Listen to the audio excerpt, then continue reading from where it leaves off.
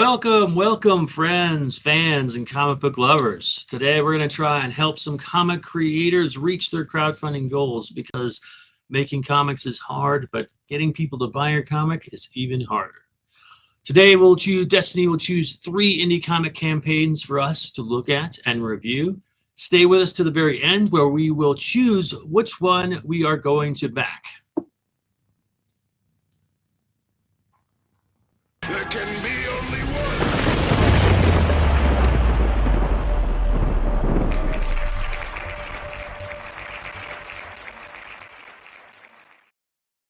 There it is. I could there watch it is. that. I could watch that like all day. So you may have noticed today that I have a different co-host with me. This is not Smurf. This is our good friend Gerald von Stoddard, if I say that right. And he is a indie comic creator himself, and he's going to join me today looking at comics. Gerald, how are you doing? Tell us a little bit about yourself. Oh man. Well, listen, I'm sorry, I don't want to disappoint anybody. I cannot fill Smurf's shoes. So I wouldn't even try because then he'd probably find me and beat me up. I'm an indie comic creator, primarily an artist. I am the writer on my own book, but I'm an artist on a whole bunch of indie books and projects and cover artist. That's me. Hi. Right on. Well, got a couple of people already tuning in. We've got John Epple with us, who's got one of the books that are on the Wheel of Destiny today. We got Chris Steinert and Dead Cosmos here. Also, just so you guys know, Gerald has had one of his books, The Immortal Coil, on the Wheel of Destiny in the past, and said that he learned quite a bit from the feedback on the show. Would you like to share a little bit about that?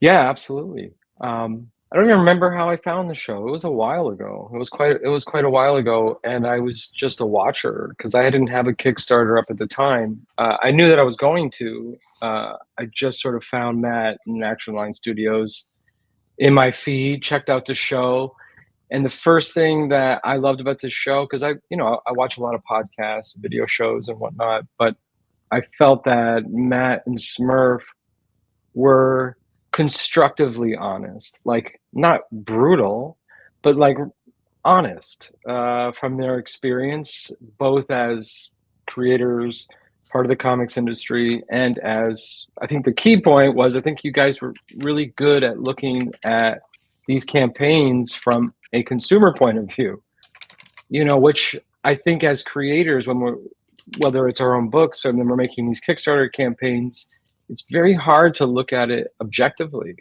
It's very hard to look at your Kickstarter campaign through your own eyes, because what you might think is really cool or good enough may not be what's going to really grab people's attention to say, I have to back this book. So, and then I had the pleasure of, and the honor of getting my book into the Wheel of Destiny, and got great feedback myself. And I was just telling Matt, I put a lot of that feedback into my second Kickstarter campaign, because I really tried to step back, and I'm also part of a community, and I'm really open to feedback. So I got a lot of that from the show, and I tell a lot of people, like, hey, listen, if it's fun, it's helpful, it's a great show, more people should be watching it. Yeah, well, I really appreciate that, and it really makes me happy to know that we're helping people out. Welcome, Comic Unknown. That's our goal. We want to help people get their stories. There's tons of great stories out there, and the indie comic community is such a great community, and it's so inclusive. There's so many different styles of art and storytelling. And one of the hardest things, like I said at the beginning, at the opening, is that first you got to get the comic made, and that in itself is a huge challenge. But then once you get it, like getting it marketed, getting people to buy it. And so that's really what I wanted to build this show on, was like, how do you get that, and so each week we're trying to find new ways to expand that information. and I really enjoy doing this show. John says seconded. This show is super helpful. Thank you, John Burke. Real quick, since we're here, before we dive into the Wheel of Destiny, let's go ahead and take a look. Let me share my tab here. Let's take a look at your upcoming or current Kickstarter, which is not on the Wheel of Destiny today because we wanted to be fair. But we do want to go ahead and take a look at it. Sure. All right. So, Immortal Coil 1 and 2. You're already at 114 backers. That's awesome, man. Congrats. Yeah, we funded it's only my second Kickstarter campaign for comics, and yeah, we funded in like 20 hours, and you know. So what did you do different this time around? You said you'd learned some stuff from the last campaign. So what did you do different? Yeah, well, I mean, I think community is super important, not just as as creators, but especially even if I'm was in any way involved in putting comics on Kickstarter, having a community, having feedback, and honest feedback is really important, because you can have a lot of people say, "Oh, that looks awesome. That's so cool," but yes, it's more than just looking cool. It's like and you got to take it all with a grain of salt, because it's not that everybody's right, but everybody can't be wrong either. So it's really like, so again, as from having Immortal Coil on your show previously, looking at it as a consumer, my friend Travis Gibb gave some great feedback on, that really. Travis is a great guy. And Travis gave a lot of the same feedback. Like, you got to look at this as if nobody ever saw it before. Even if the book isn't finished, because we're still working on it. Mm-hmm. And so, yeah, really just trying to take in the feedback and having a great community support behind that, like people who will give you the right feedback, and then implementing it, because you get all the feedback in the world, but if you don't implement it, then it's really just a waste of other people's valuable experience. Yeah. Yeah, and I got to say, I have the first issue. I absolutely loved the artwork, love your style, the storytelling, and we've talked about this before, like sort of historical horror fiction or dark fantasy fiction set in history, like has a lot of parallels with my own book, Mythica. And so when I saw this, I was like, oh man, this is really great. And I got to say, as some of you know, I'm slowly looking at the transition of stepping back from doing all the art on my book due to some health issues and stuff. And I gotta say, I see your art. I love it. Definitely intrigues me to like have a conversation with you about doing some stuff for Mythica. But well, Mythica is a great book, and you're great writers. So yeah, I'd always be open to talking to you about that. Well, we'll have to have that conversation. So stay tuned for that, ladies and gentlemen. We'll see how that turns out. John says, feedback from people that know what they're talking about and have done it themselves is way more important than someone just running their mouth. Absolutely. And, I've done quite a few Kickstarters and helped a lot of people Kickstarters. I also teach comics and graphic design and marketing type stuff at the college here in Colorado. And it's something I'm passionate about. I also have a degree in animation and media arts. So I really love this stuff, and I love passing on. And I'm kind of at the point in my life where I don't have kids. So like, I want to pass on my knowledge. And so this platform is one of the ways. Yeah, it makes me sound old, but I'll take it. Daddy Matt. Matt is our new indie comics daddy. All right, so we don't want to dive too much into this Immortal Coil, because there's a really good chance it could end up on the show next week or the week after, because you still have 23 days to go. But I did want to make note that it's out there, ladies and gentlemen. Go check it out. Like I said, I love the first book. I can't wait to get the second book. So be sure and check it out. But for now, we're going to dive into the Wheel of Destiny. And first, let me go down and tell everyone what different campaigns are on the wheel, and then we'll do our wheel intro. First up, we have Devil's Gate, Exodus Z, Drunk Mom #1, Pyre, Burial at Sea, a book called Esme, Nomads, the Definitive Volume 1, Stan Yak's Province of the Zombies, and a book called Here Comes Calico, which I believe is, I just spaced his name, Mike Barron, the writer. Mike Barron, I think, is on that one. All right, so we got a lot of stuff going on today. So, Gerald, are you ready to see who's going to be on the Wheel of Destiny? Woo! Let's go, man. Let's go. Let's spin that. Let's fucking go! There can be only one Highlander type situation. Behold, my wheel of Destiny! Pitter patter, let's get at her. Time to spin the wheel. Time to spin the wheel. Let's do it. All right, first up. Let's see who it's going to be. Looks like, oh, it's going to turn. Oh, yes, yeah. Drunk Mom #1.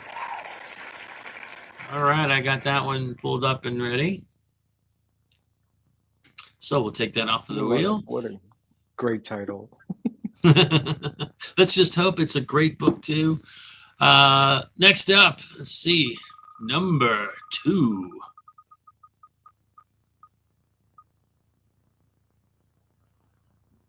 All right, looks like The line.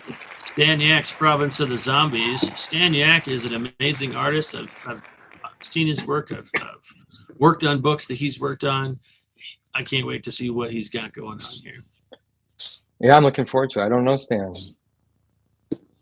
Yeah, I think you'll love his work. It's pretty fun. All right, last but not least, the #3 pick for today is gonna be, Of course. The Devil's Gate #1. All right. Of course. Of course.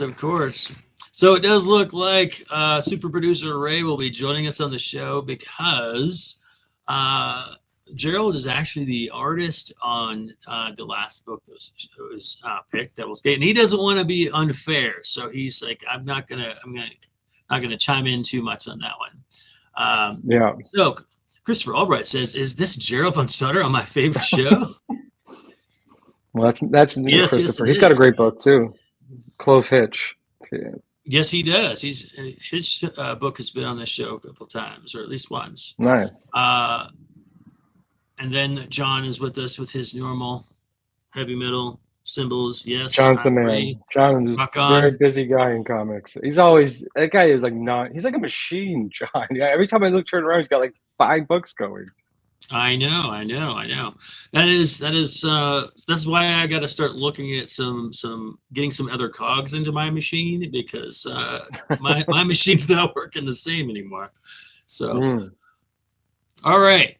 So let's get to it. We're going to dive into #1, which is Drunk Mom #1. All right. Here it is. So the title says Drunk Mom #1, Superhero Day in the Life comic. A sober, single mom and her young intern risk their lives fighting crime at night. Her secret life wreaks havoc at work and at home. So before we dive into anything video-wise, what's your initial feel of just that tagline? Yeah, well, I love Drunk Mom. I think it's a great title. I think that's a great title. I'm not sure what the Superhero Day in the Life comic. I mean, it seems like, but Drunk Mom itself, great title. I would definitely, this piques my interest. Like I would see the name. Is it the just the title itself for you? Well, the Superhero Day in the Life comic. Got it. I'm not sure it's needed because I think Drunk Mom is so curiosity piquing, and and then the description underneath is yeah, I'm very curious what is going on here. But yeah, Drunk Mom itself, a great title of a book. It's very interesting. So this one, there's just one part of this that throws me off a little bit, but I mean, it's also an intriguing thing. Like maybe this question will get answered in the story. But we have the title, Drunk Mom, right? Then when you read the tagline, the very first words are a sober single mom and her young intern risk their lives fighting crime at night. Her secret life wreaks havoc at work and at home. So where does the drunk part come in? You know, again, that might be. Is she going to relapse because of fighting crime? right. So it's interesting to see. We'll find out. Right. They are well on their way to goal. So let's see what this video tells us.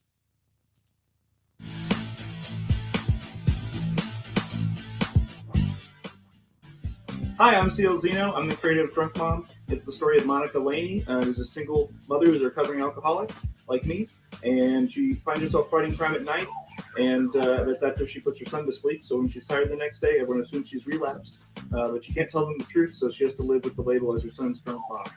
I've been working on the project since 2014. It's very personal to me. This is the first issue of a 12-issue series. It's all fully written, so I'm excited to launch the first issue with you. I've been a part of 3 successful crowdfunding campaigns for comics here on Kickstarter. I'm excited to bring you my flagship series, Drunk Mom, to life with you. Thank you for checking out the campaign and backing Drunk Mom on Kickstarter.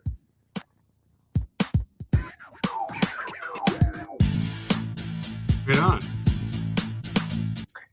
Well, there you go. What'd you get from He that? answered your question. He did. I think. Well, CL is a great guy too, and he is an awesome creator and super nice guy. Very supportive of other people too in the indie comic space. But I do love that in the video he answered the question, the tagline created. Mm-hmm. And I think that that's an interesting premise. I mean, that does pique my curiosity a little bit more. So did I get this right? She has to pretend she relapsed so they don't know she's a superhero fighting crime at night because they're like, what's going on with you? So she just lets them believe that she's actually not sober. I don't know. Did I get that right? It kind of sounded like that. It covered a lot pretty quickly. I do like the pace that he went at, but I didn't catch every single bit. And I heard something about that, but maybe down in the description it will tell us more. We'll find out. The only thing is, CL, you have to fix your audio in that video. Just and I feel like that's true for anybody who's narrating part of the video. Is that, you know, the graphics are cool, the pacing was great, but it is hard to hear in certain parts without me having to turn it up. We know from experience, like that's something that Smurf is always talking about. So good job playing the role of Smurf today, Joan. So one of the things that the video can do for you guys some people don't want to do a video because it's extra work, but I really got to say this video was nice and efficient. It had a combination of showing us some visuals from the comic and things are moving, while at the same time having the personal touch of having the creator, not only the voice, but his face on camera. That personal touch is always nice. A lot of people are afraid to do that because they don't like their online or their camera personality. I can relate to that, but it does help. But you're right. We definitely need to balance out the levels because we get this, kind of loud music, and then it almost drowns out a little bit. And I just want to be able to hear CL just a little bit, almost louder when he comes on. Like music goes down, I want to hear him more. Yeah.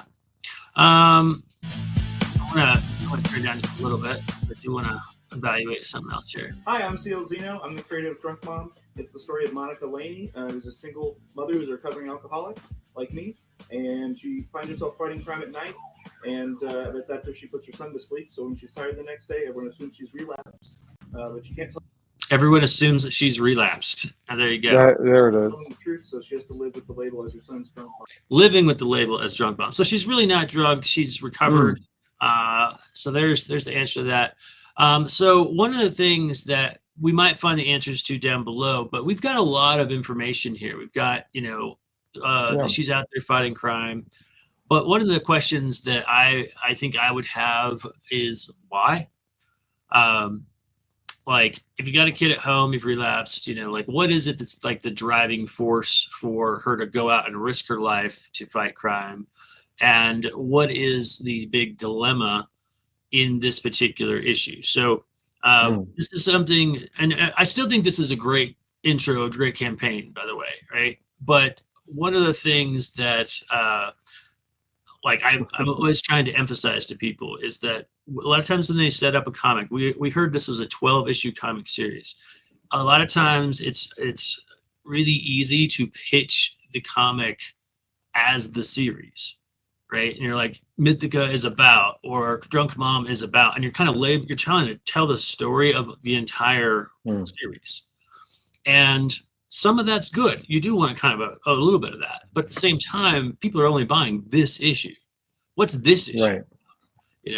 And so having a little bit of that in there as well can help people determine whether or not this is going to be something that they're going to want. Especially, this is especially important when you get into issues 2s and 3s and 4s.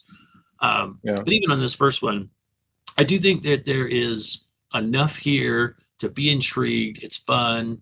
I'd like to know a little bit more about the tone. The artwork tends to make me feel like it's probably kind of a campy, fun thing. But I'm not. And you get that from the graphic too. The graphic is really, fun, not too serious. It doesn't look like it's too serious, right? So, like, I'd like to know, like, a little bit more about like what kind of struggles that you're going to face, like what kind of risks. But I still, all in all, I think that there's a lot here. Hey, check this out. Well, you're just all over the place today. Looks like they're in this digital deluxe creator bundle. I see a Immortal Coil picture over here. You see that, Joe? Oh, yeah. I forgot that. So, yeah. So Ray says the reason that she's going out to fight crime because if you can, you do it. You got to do it. Sorry, kid. There's some ramen in the closet. I got to go fight crime. I'm able. I feel like there's not enough of us going out there and fighting crime because we're all able. John says Exodus Z is up there as well. I see a couple things I recognize. I remember having a copy of Bulletproof Chicken as a giveaway tier on one of my former campaigns. So I know that one's been around. So this looks fun. I love how connected with the community he is, sharing some books from other creators. We got a fun. Yeah, CL is he's really good in that way. He's great in that way. He's definitely part of the community. And you kind of, everywhere I go, I see CL and I talk to him, and yeah, super nice guy. So it also looks like he's backed, several other campaigns, like 70 something, 78 of them. And that is important. I think that's super important. It definitely shows a legitimacy, and it shows a selflessness. Like, if you jump on here, if it's your first campaign ever, I think it's easily forgivable that you haven't backed anything else. You're like, I'm just getting on Kickstarter for the first time.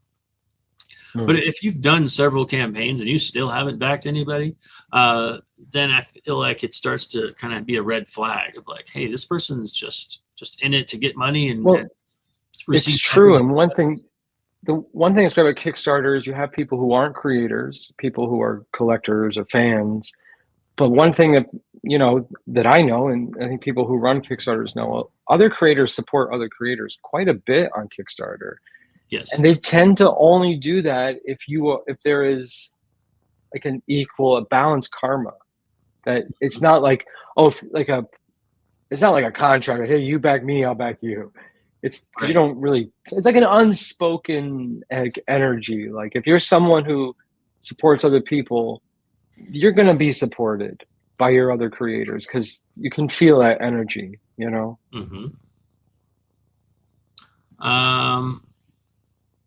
All right, so real quick, I want to point out a couple of the rewards. I'm always looking for ways that they can improve their campaign. So, Gerald, in this point, if you see anything that can raise this CL's campaign, you know, to the next level, be sure and drop that knowledge. Well, I see it already. Okay, go for it. You know, I do want to see a preview of the book. I mean, I think every Kickstarter, even if you only had 2 pages, everyone should have an idea of what's going to be in their hands. The art is important. It's a comic book. But I would love to have at least a small paragraph of what you were talking about, Matt, before it. Like, kind of like welcoming to the Drunk Mom universe. Like, this is our quick pitch. This is kind of like, what is the book? You know, and it could be anything. How many pages?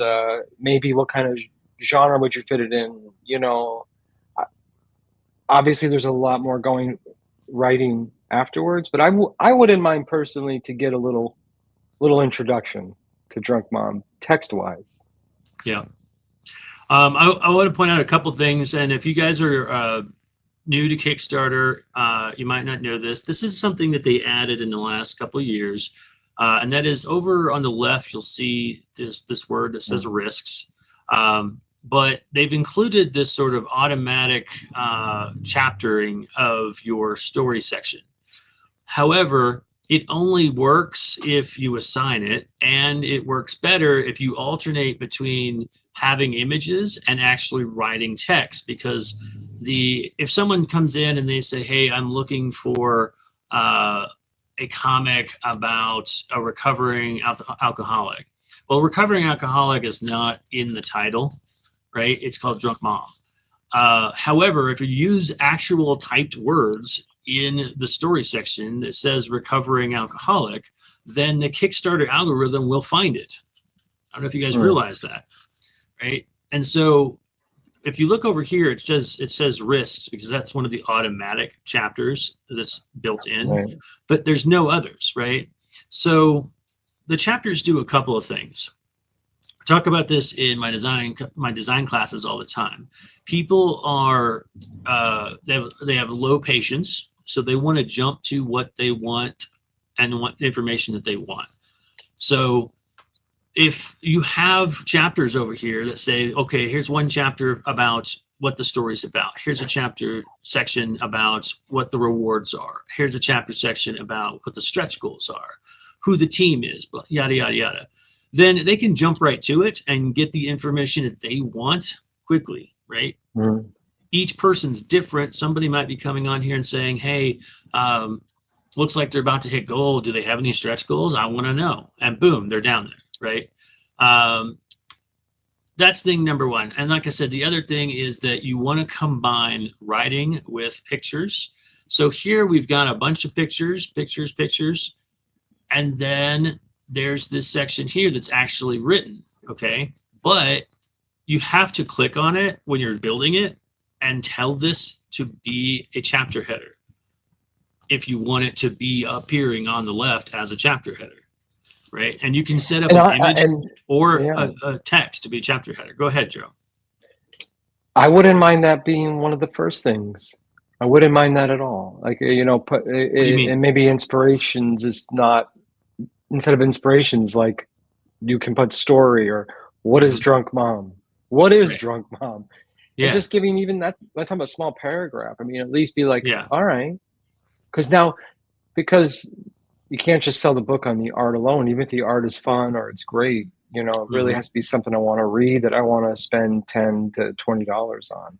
And so it's just like trying to keep the attention going. Like, it's not, no Kickstarters for everybody, but I wouldn't mind that being up on the top. All right. So, racist people are goldfish. Yeah, absolutely. They want short attention spans. They want to know what they want to know. And just kind of getting to another point that we say here all the time, a phrase that we say on the show all the time, don't bury the lead.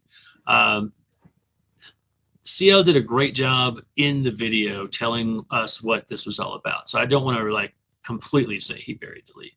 But as far as the information on the description page, if no one had watched the video, this section of Drunk Mom is a day in the life superhero comic with many great stories is below all of this preview stuff, right? I agree with you. It should probably be sitting up here at the top so that we get that right away. And also, people have to remember that you're lucky if you can get 40% of people to actually watch the video. That's a good number. 40, yeah. To have half of your backers haven't even watched the video. Yeah. So if you don't have it, information in the description section as well, they're not going to see it. It's a great point you make. Matthew Craig says, can I promote my comic? The way that you promote your comic on this particular show, this is a very unique show, is that you submit your campaign. If it's a live crowdfunding campaign, you submit it on our Ashland Studios Facebook page. It should be entered into the Wheel of Destiny.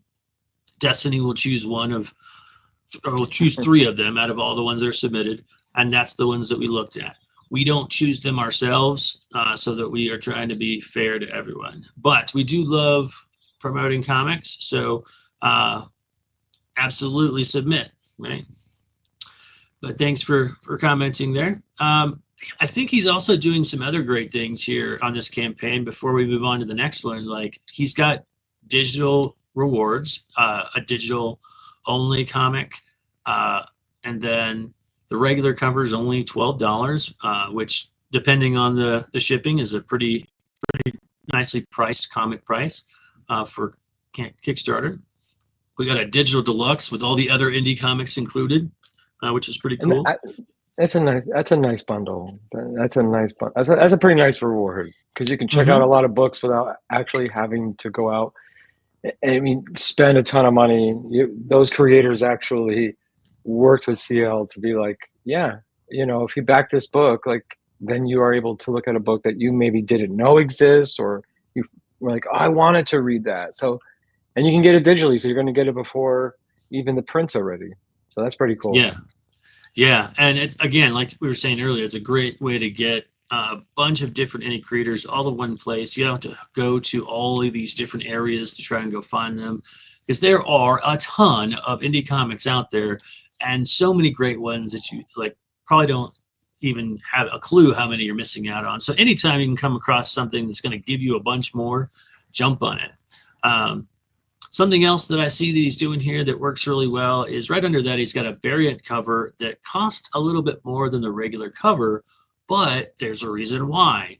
It says upgrade to the Kickstarter exclusive variant cover, which will only print enough for the backers that get it.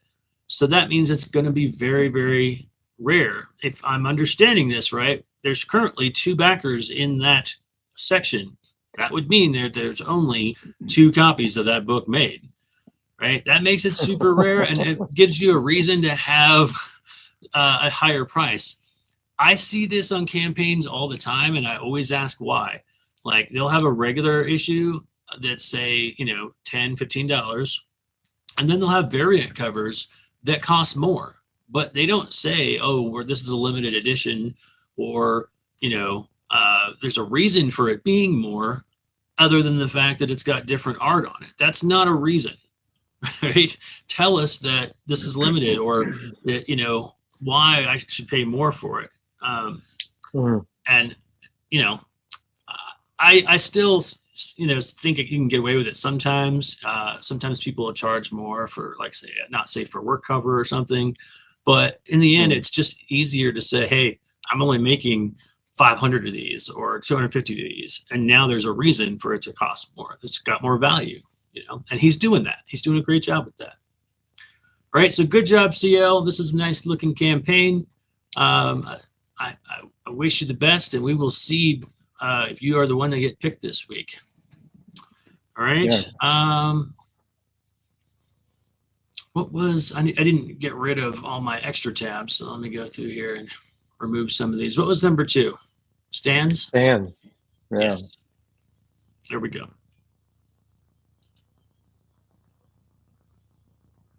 Oh, we gotta like stop sharing and Oh wow. Oh, it's Wow. hold on. I needed to remove it and then re-add it. There we go. I got a little warning saying that the audio might not play. So, but there's no audio, I don't think. So we're okay.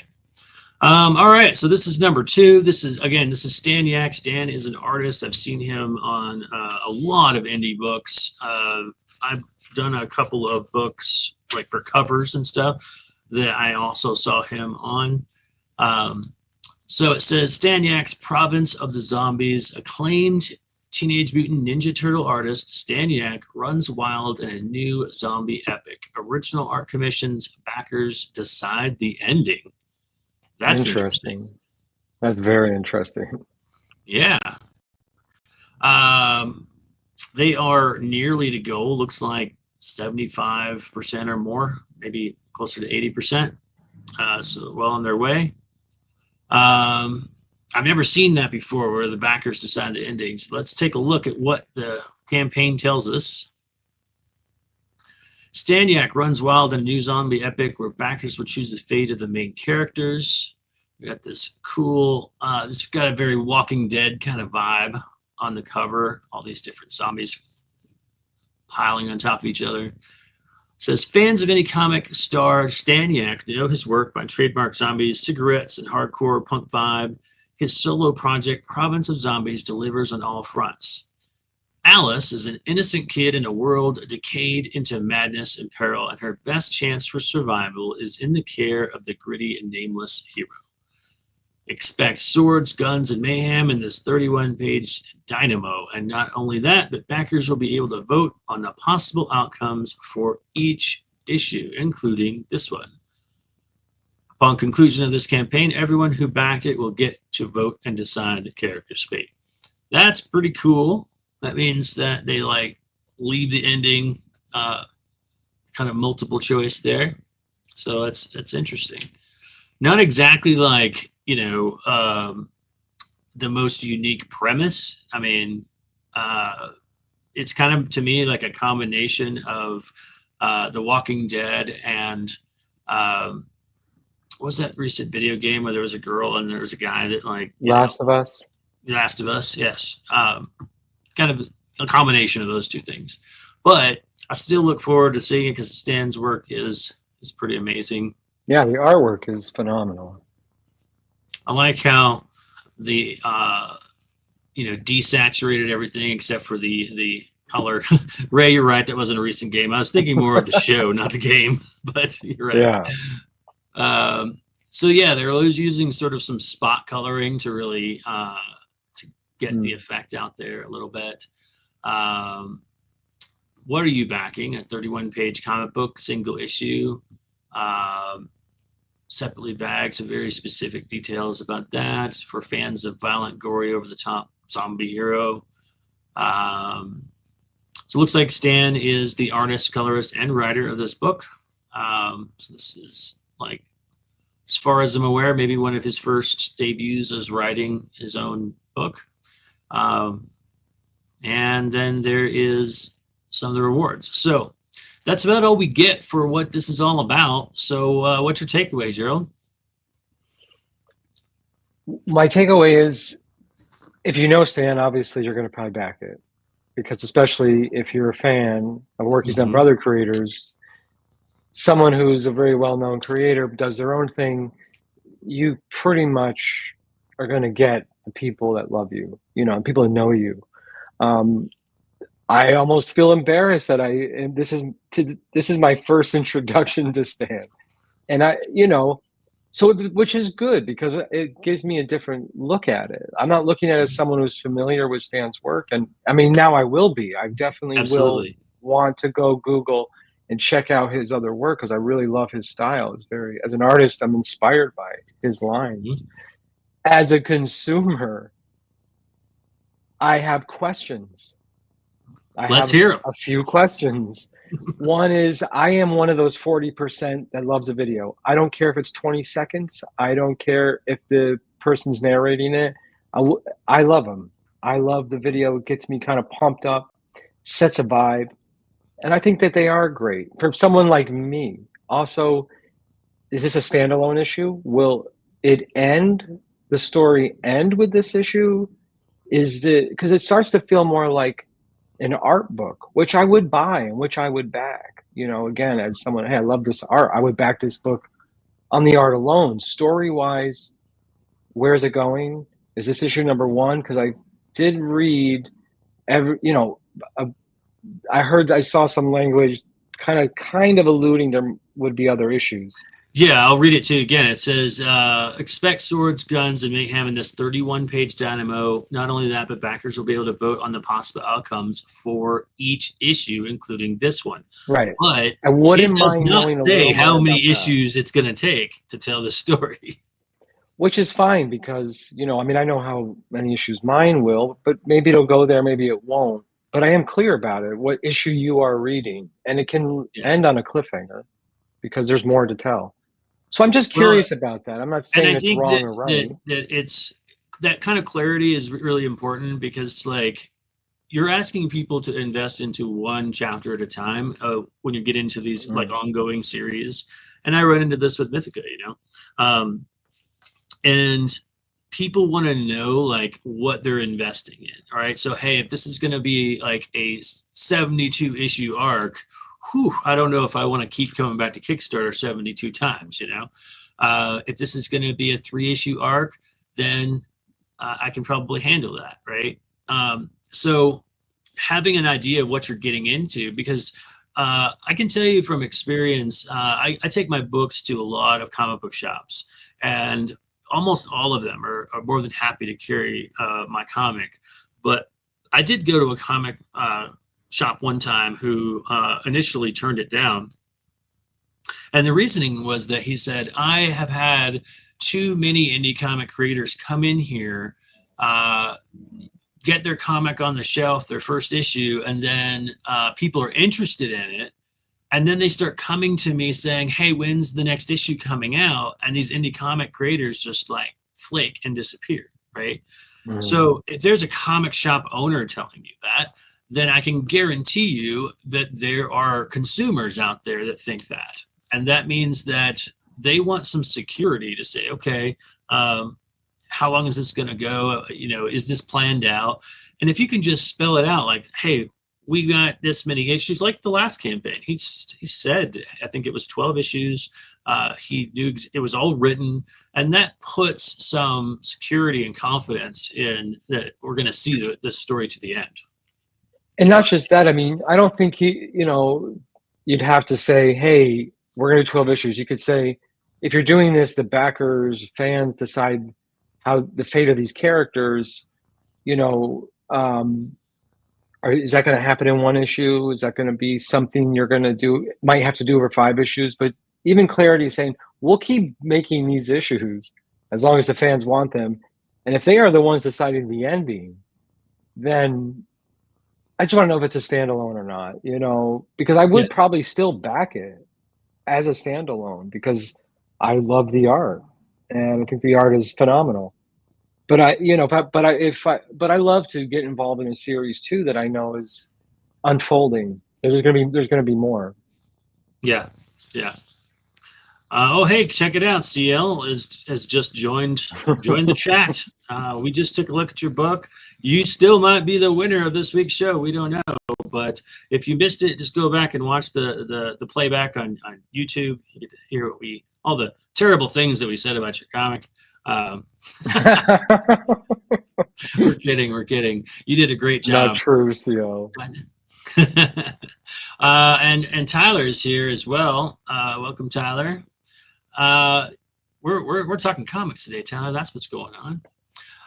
So the other thing that I feel like could benefit this campaign is that you can market a book on the tone alone, the art alone, right? But the more different ways that you have to hook an audience, the greater your chance of success, right? So this particular campaign is, like you said, number one, trying to bank on people knowing who Stan is. Number two, it's just saying, hey, if you like violence and gore, and you're gonna like this zombie comic, right? That's all it is. But what about the people who love story, right? If there's a story here, if there's characters here, then there's probably a story, right? But I can't really relate much to just Alice, an innocent kid, right? That's kind of generic. There's nothing special about that going on, other than the fact that I can empathize and want to like help out an innocent kid too. And then we have this gritty, nameless hero.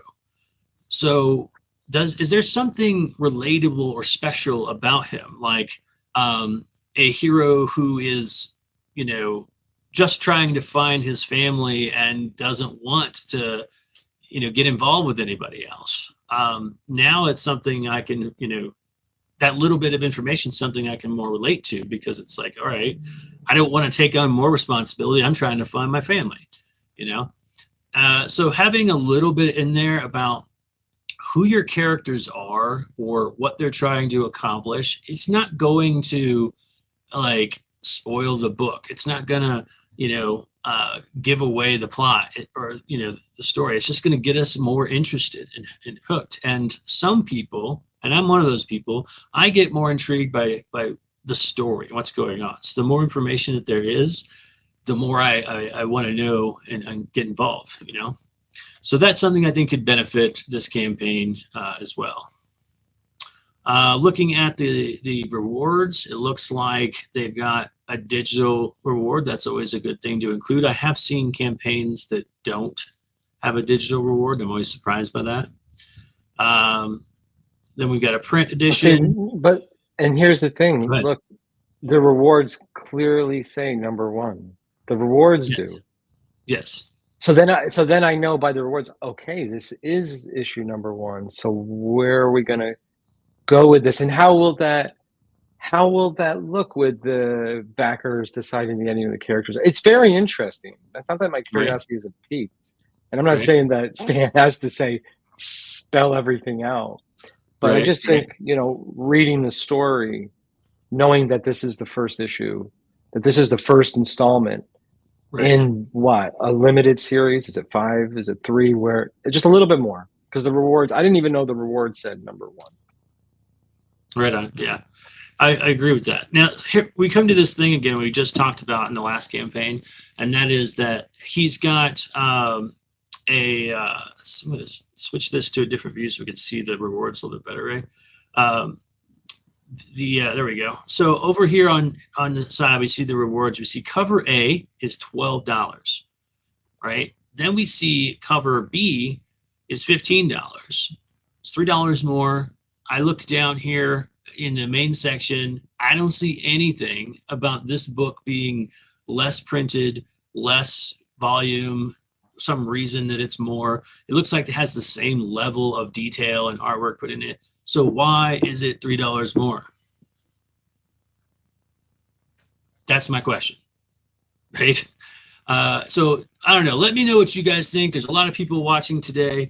Put your, comment in the comment section about what you think about having, variant covers that have different prices, and what you think about that. Could just be me. Maybe I'm on a personal rant here, but I'm curious what you guys think.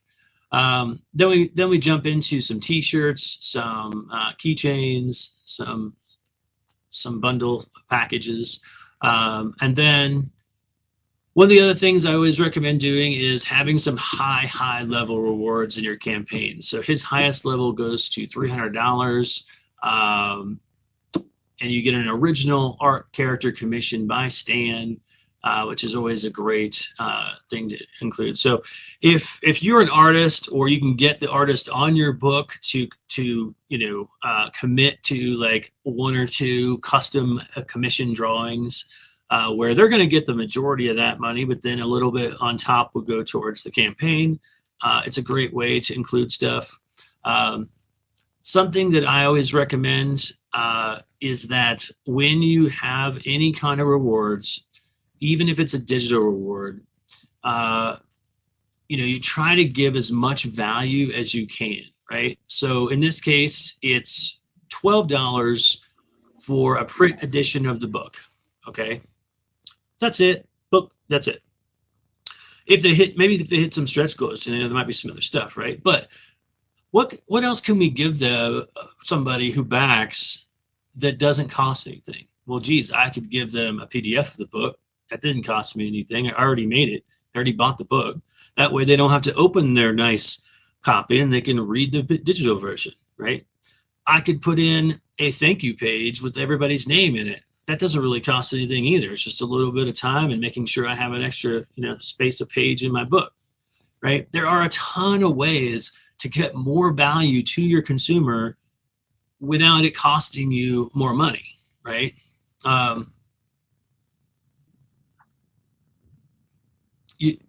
So Ray says the PDF is in there too for the $12. I don't see it. I see print edition of the book with cover A by Stan, plus 31 pages of story. And right there. oh, Yeah, okay. it's Down here in the items included. Okay, I didn't see that. So it is help. It is. I mean, yeah. I mean, it is there. But I think again, when you look at stuff as a consumer, or people that might not be aware of those thumbnails or not hovering over them, it's just one of those things. It takes 2 seconds to say, right under cover A, describe what this is, and tell me what I'm getting with it. And if there's nothing, that's okay. Then at least I know. It's not a big, big deal, but it is helpful. So yeah, all in all, I think Stan's doing a great job. I love the artwork here. I think that I'd love to see this book. I'd like to see this book succeed. I think Stan is a great artist. So, and with 13 someone days who's to go, just finding his work, yeah. I mean, I would probably back it based on the artwork alone, because it really is great. All right, so that brings us to our last campaign, which means we're going to bring on our super producer Ray to be our third voice here today. So come on up, Ray. You're the next contestant. So we are going to look at our third campaign here is the Devil's Gate. So let's share this tab instead. You're going to be able to, well, together you and I will both multitask the, as long as we're not clicking on the same buttons. So how do we get to include Gerald on here as well? It's okay. Can you hear me? There we go. Boom, got it. Yeah, we can hear you.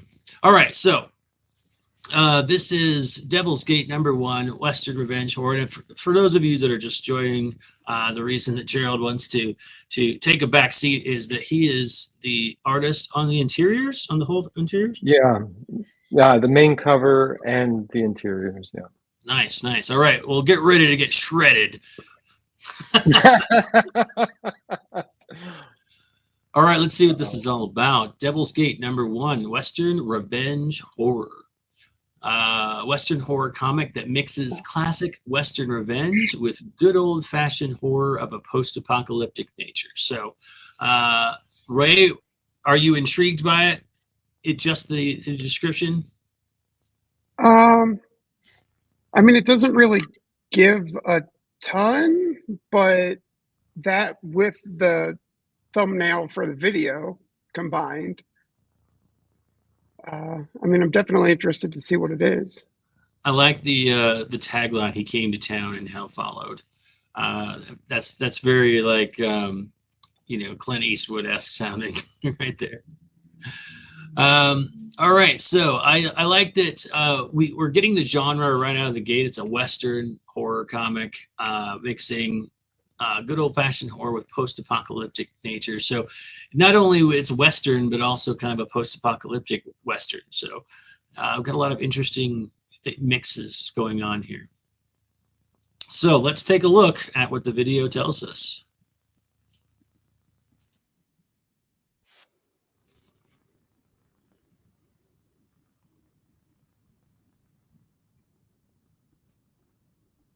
I don't hear the sound.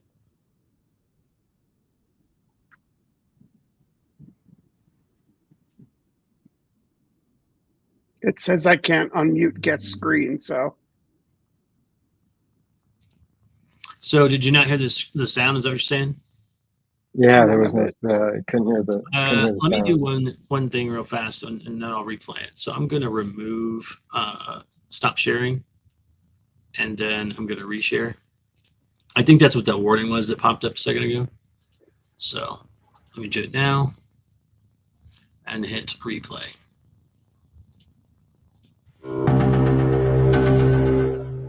How about now? Yeah.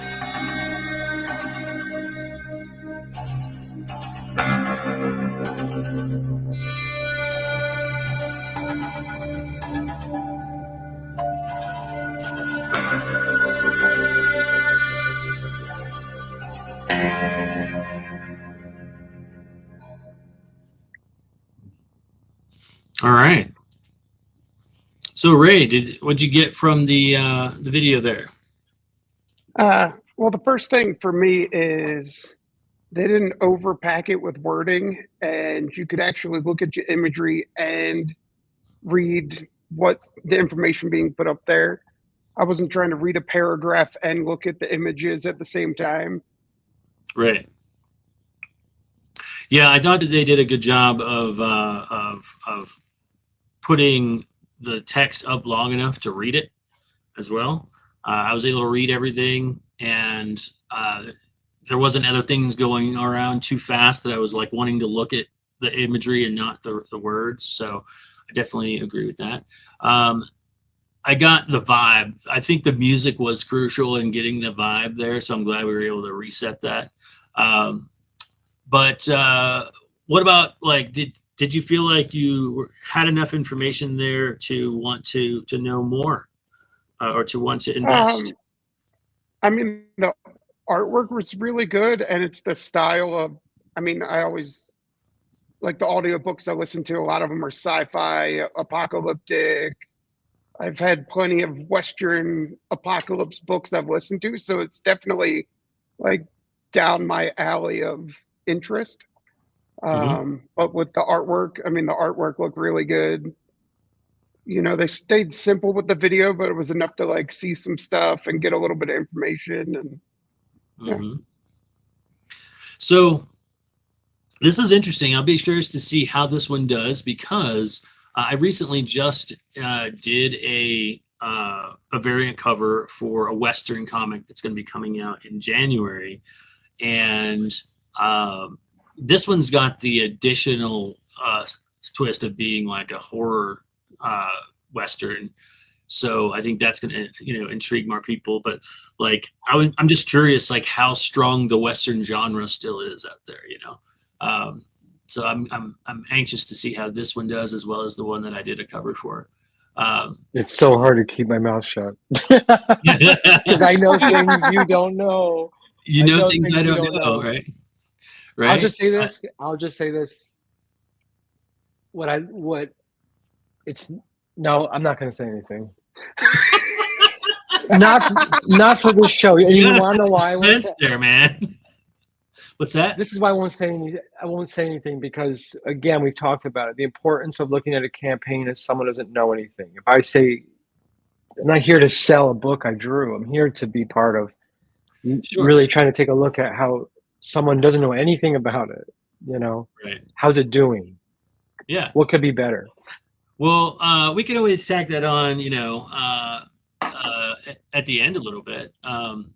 Yeah. So let's take a look at a little bit more of the information in the story section, right? So right off the bat, I can see off to the left, which is a little covered by my face right now, but I can see that there's chapters in here. So they've done a good job of utilizing, there it is, the chapter menus, so people can jump to the team or the extras or the preview, right? I think that's always a good thing to have. So right off the gate, love that. So the information says, 1870, welcome to Heaven's Gate, Arizona, a town controlled by a dangerous and enigmatic cult and the right on the brink of collapse. I think there's something missing there. Enter John Glass, a mysterious outlaw hell-bent on avenging the brutal death of his younger brother at the hands of a group of ex-Confederates.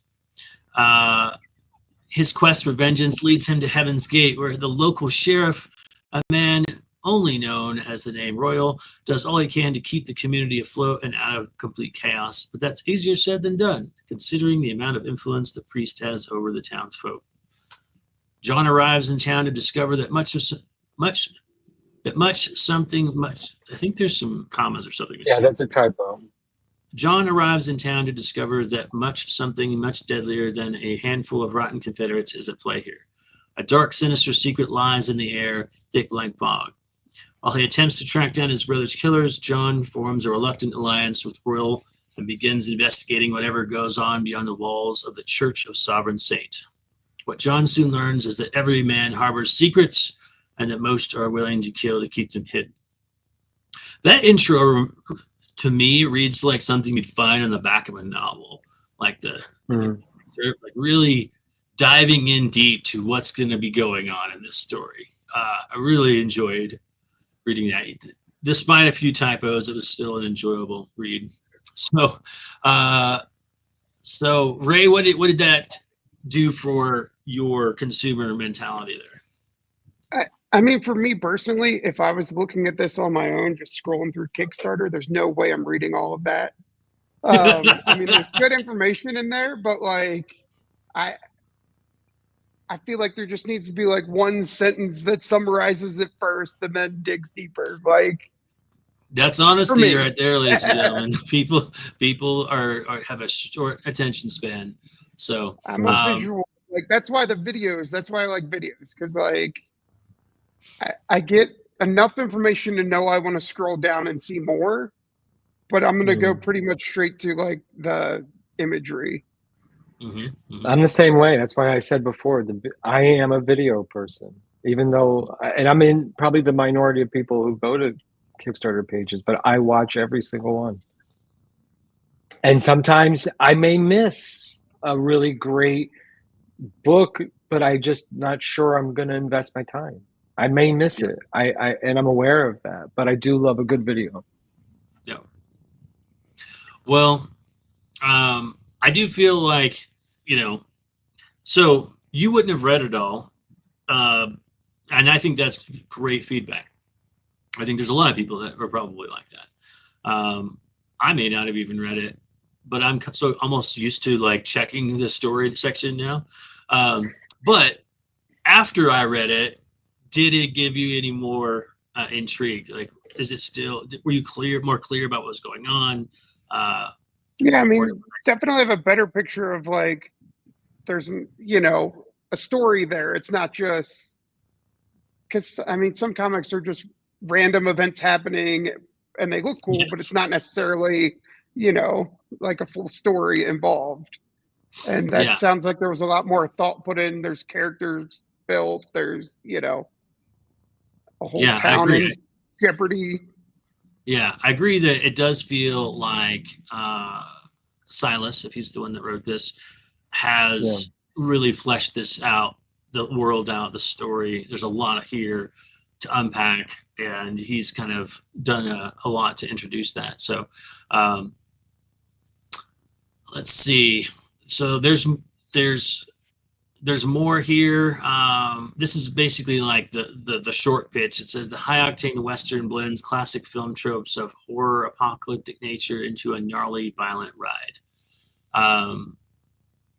So that might be the line that you're looking for. I do agree that you should have different levels of pitch, like the 1-sentence pitch, like the 3-sentence pitch, the 1-paragraph pitch. So you can have like a variety, because there are different levels of attention spans.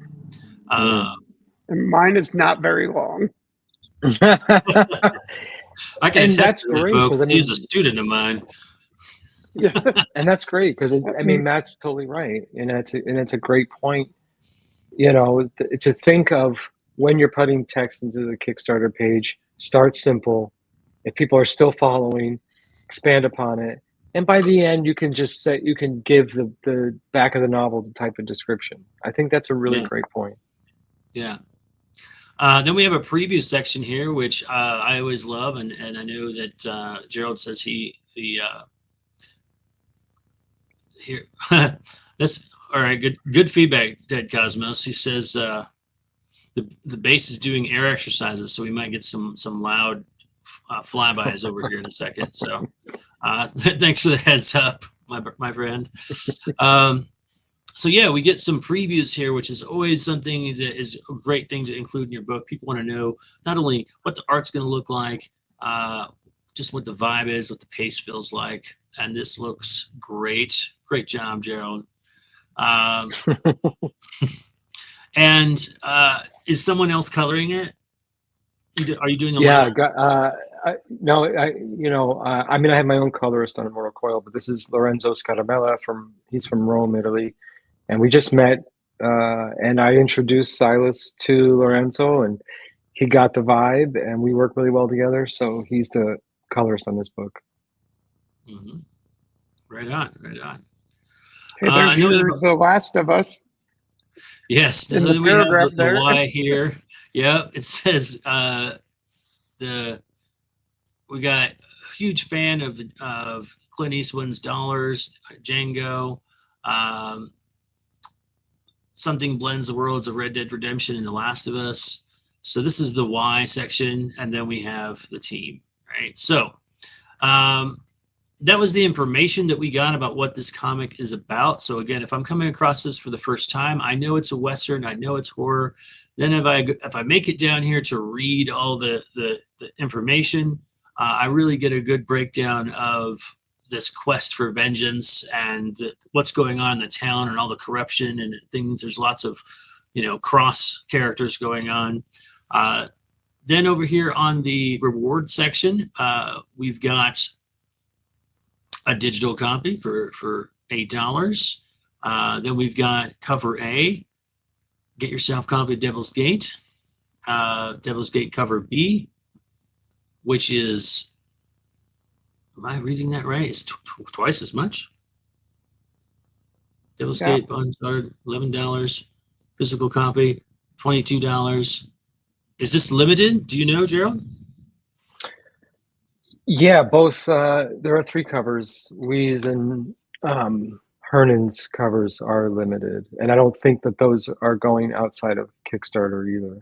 Just my cover is the sort of to the. Yours is like the regular cover? Yeah, mine's the regular cover that you can get even when the Kickstarter's over. Okay. So I feel like I always assume that if there's other covers on a Kickstarter, that's how it is. But I might be wrong. Like, that's what I've always thought. No, and I think that's why this show is so important, because even me sitting here after this show, I'm going to fix some things on my Kickstarter campaign. Because it is really limited, but it is important. That is really, really, what a great point that, okay, if you will print as many copies as there are backers, but will I see this in a shop? Then it doesn't feel so special. Will I see it at a con? Or can I only get this cover while in the next 3 weeks? Yeah. That's super important to be that clear. Yeah. And I had Dirk Manning on an interview that is coming. I was hoping to have it out this week, but then I had some issues that I shared with you before the show. But it was pre-recorded. That's an old school sound phone there. I know. He's got like black, bring. It's my work phone that I have to carry because the other guy I work with is not at work today. So no worries. I'm not changing his settings, and he's kind of old, so maybe he just likes it that way. But what was I saying? Oh, I was going to say we had Dirk Manning on here on an interview, and it was a pre-recorded interview that I'm editing to put on YouTube. But one of the things that we talked about on that show was that treating Kickstarters as an exclusive thing, right? So if you're making a campaign for your comic book and then you intend on going out and putting that comic, say, either in your local comic shops or manually distributing it to people via like conventions or whatnot, right? You're going to have the regular cover that you're going to do all that with, right? But on Kickstarter, like, make it exclusive. These are things you can only get on Kickstarter, right? And that's what needs to be clarified, I think, in some of these rewards, because right now there's no backers for this $22 reward, and there's one for the next one, and they might be wondering, well, it's twice as much. I could just go get the book for $11, you know. Make it have that value, you know. And I know both those artists, and they're both incredibly talented, and those covers are great. But you're right. If it's someone, and we'll say it again, it might be the theme of today's show, is looking at stuff with fresh eyes. Don't know the artist. Don't know the book. I'm not aware of their other covers. And this is helpful for me because I'm a creator, not just someone, you know, just hanging out with y'all today. And so I'm sort of like balancing both, and I'm already seeing for myself how I need to make my pages better. Right. Well, good. Good. And then looks like they did some early birds, which is something that I've always been bad about, like taking advantage of those early bird specials. So that would be why. That's a good question that was just asked. Comic Unknown says, does the $22 tier include the standard cover? Because if it did, that would totally explain the cost. Let's see. I mean, I would message Silas about that. I don't.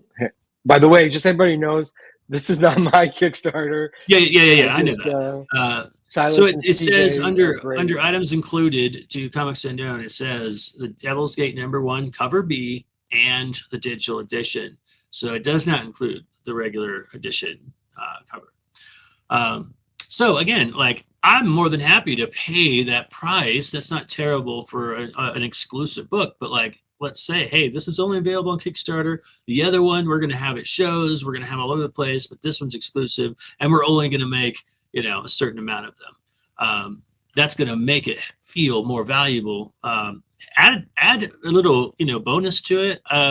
Again, this is more difficult when you have artists that are out of the country, which I think at least one of these artists are out of the country.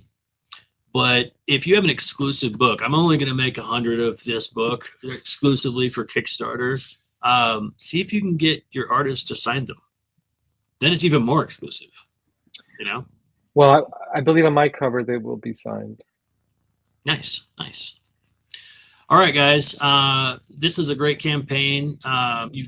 Their high tier goes all the way up to trying to get to it. It's not letting me. Oh, that's because I'm in the early birds. So it looks like the high tier is at 400. Get your name in the back pages of Devil's Gate #1, credited as a producer. Hey, that little trick seems familiar. I've done that on Mythica. But I would definitely have included a lot of other stuff. It says it comes with Devil's Gate cover A and the digital edition, which is available for $11 up above. The only thing I'm getting out of it is my name in the back of the book as a producer, right? That's, I'm sorry to say, that's not worth it for me, right? I'm gonna say, I want like a drawing. I want like one of these artists to draw me a cover for $400, right? Or to be a character in the next one. Or be a character, or have an ad, you know? Like, I think that that just having my name in there as a producer isn't enough, because it doesn't mean anything, right? I do have a producer level on my campaign, but it comes with like the executive producer level on my campaign was $600. It came with the original art to the cover in a frame. All of the covers, all the books, like there was like 8 books it came with, all for $600, right? Value, give value, make sure people feel like they're getting their value out of it, right? And I think that that's something that still could be edited. Like, there's tons of time left in this campaign. But I do like having high level tiers. The highest one I've ever seen was just a couple weeks ago. Someone had a tier that was $10,000. Oh And my goodness. with that, you were flown to a show, a convention, with them. I think it was either at San Diego or New York, and you sat with them at the convention, as well as got custom art done by them. And they flew you out, hotel, the whole thing. I'm like, you know, the chances that someone is actually going to do that are low, but hey, why not throw it out there, see what happens, you know? Because that Well, one, I think those high level tiers, they're tricky because if no one knows who you are yet, they've got to be really special, that kind of transcend whether you're a stranger or not, whether it's your first book or not. Like, it has to be really something. I mean, even in my first book, I mean, I was offering original pages. I thought fantastic price. Would never offer those at those price. No one was interested, but they didn't know me. It's like, okay, it's cool image, but, or hey, producer, but what can I do? And I agree. Like, I think if you're going to do stuff, and this isn't just Devil's Gate, I've seen stuff like this. Like, if I'm going to spend this kind of money, like, I want to have a producer, then do I get a say in the ending? Do I get something where I can be invested in the book? If it's not going to be like more books, give me something a little more. Give me something to do, and I might do it, because people maybe they don't make comics, but they would love to be really involved in one. yeah. I mean, I totally agree with you. All right, guys, here's where we get to the hard part. We floated over time a little bit on this show, but that's okay. We're having fun, and we're talking comics. But now it's time to decide which comic are we going to back, right? So Gerald doesn't want to vote for his own. He doesn't want to be part of that. So I guess the best way to do it is to have Ray and I vote. And then if there's a tie between the other two, then Gerald can break it. But you have something to write something down with, Ray? Yeah, I'll grab it. Okay, go grab it. All right. I wasn't prepared for this, so I didn't get brought I up. know, that I might know. vote. Gerald doesn't want to be biased, and I totally respect that. He's like, I don't want to actually, vote for my own. Being in an awkward position there, right?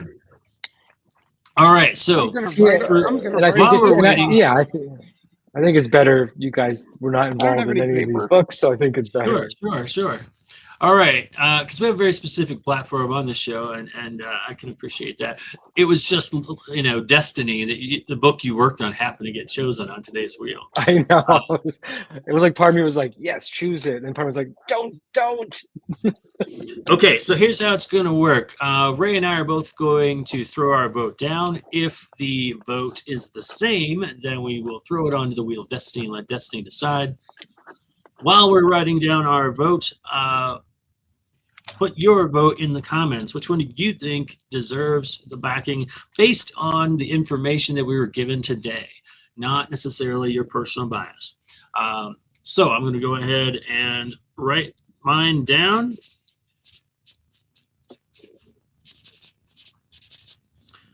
Are you ready, Ray? Yes. And so's the drum roll. All right, here we go.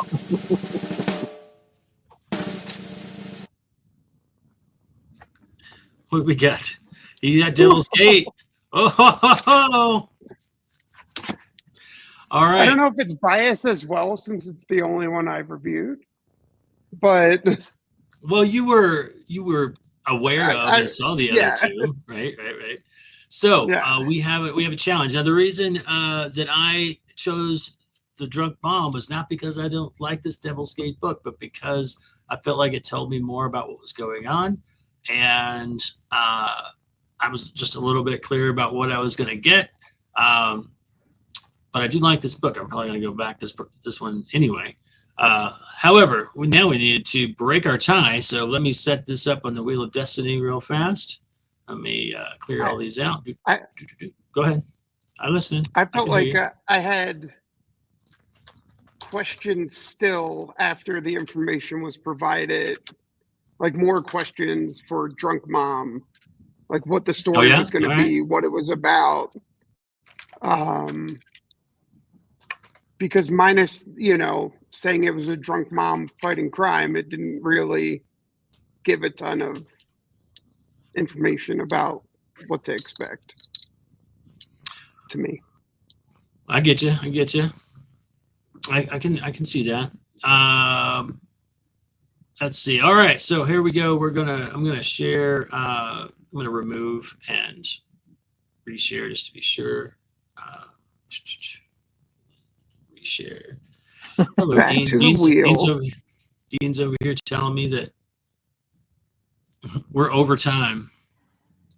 All right, so we're back to the wheel to decide the fate of which one will be back today. Will it be Drunk Bomb? Will it be Devil's Gate? It's time to find out. The question was, if we didn't get chosen, do we register for next week or does it stay in the wheel? So yes, resubmit for next week. You can submit as many times as you want until you're actually chosen to be on the show. Once you're on the show, then it's done. All right, let's do this. On the edge of our seats, which one's it gonna be? Oh, looks like Drunk Bomb it is. Had to keep things interesting today. Both great books. Both All right, great guys. creators. Fight it out. So let's pit Drunk Bomb against our guy from our Hell's Gate and see which one wins. I think he meant me Well- and you fight it out. I don't think he meant Oh, me. Oh, yeah. I wouldn't want to think fight that's fair Silas. right now. We joke about it all the time. Silas, Oh, yeah? he's like a Hell's Angel. He's not. He's a teddy Nice, bear, but nice. he looks like a Hell's Angel to me. Well, I love the campaigns. I love all these campaigns today. You guys have all done a great job. I would love to see some of that stuff that we talked about, maybe adjusted, especially those big rewards. And I think that this book could rock. I'll definitely be sharing all of these out, so be sure and look for them.